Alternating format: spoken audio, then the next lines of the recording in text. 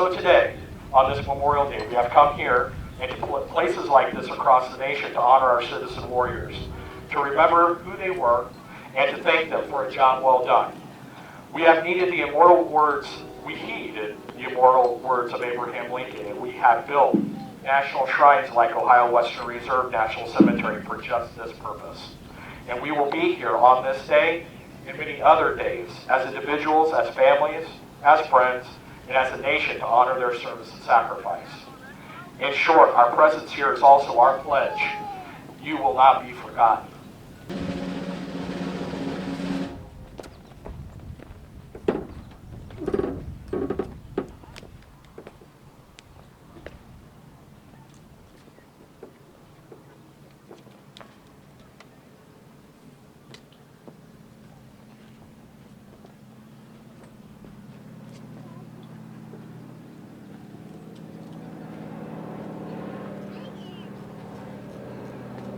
Which it stands. The national anthem is a declaration of reverence and loyalty to the United States with the flag as an emblem.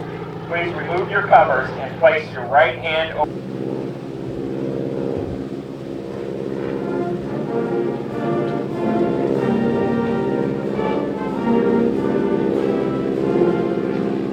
Kathy Patron recently shared a photograph of her son Danny's flag draped coffin with the following words. This is my son Danny, on the night that he arrived home from Sangin, Afghanistan. This is my Memorial Day reality, and I am not alone. She further said, please pause this weekend to remember all of our fallen heroes. If you see us, don't hesitate to bring up our sons and daughters in conversation. We want to talk about them. We need to talk about them. We may cry if you ask about them. Never apologize. We don't cry because it's difficult to talk about them. We cry because you remembered to ask. You may not have an opportunity to speak with Kathy, so let me share with you a little about Danny. Much like these men and women performing today with the 122nd Army Band, Danny spent 4 years in the United States Marine Corps Band. He performed at many events similar to today's ceremony. Danny was in the choir, the band, and started in a school play. He was a selfless servant that loved to help others. He was fearless. When an opportunity arose to join the Explosive Ordnance Disposal Team, he took it. Danny would become part of the 2nd Explosive Ordnance Disposal Company, attached to Company A, 1st Battalion, 5th Marines. U.S. Marine Corps Sergeant Daniel J. Patron, age 26, was killed trying to defuse a roadside bomb at 11:19 a.m. Saturday, August 6, 2011. It is our job to remember Danny and Tom and so many others today that have given the ultimate sacrifice for our freedoms and our solemn duty to inquire on this Memorial Day. But this weekend is not about picnics and sales, it's about the fallen. An American philosopher once wrote, "Those who do not remember the past are condemned to repeat it." That statement holds as true today as it did in 1905 when it was written.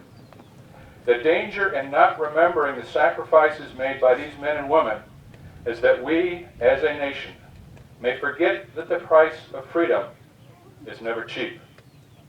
Most of us are familiar with an old adage spoken by a self-proclaimed old soldier by the name of Douglas MacArthur, when he said, "Old soldiers never die. They simply fade away." That statement is untrue on 2 counts. First of all, old soldiers do die, often in combat, and so do young soldiers, and sailors, and Marines, and airmen. Service members, young and old, men and women from every branch of the military service, died defending our country and our way of life. They fight in popular and unpopular wars in countries all over the world. They carry the American flag and the ideals and values for which it stands. They don't go for glory or honor or fame. They sacrifice family, friends, and often their lives to serve this nation. The second misconception is that old soldiers just fade away. Our fallen comrades have never faded away. In most cases, they are simply forgotten. One reason for this as the true meaning of Memorial Day has been lost by a majority of the American people. To most Americans, Memorial Day is simply one of the federal holidays that brackets the summer season. Memorial Day for them marks the beginning of the summer, the start of a family vacation, the first barbecue of the year, or a much-needed 3-day weekend.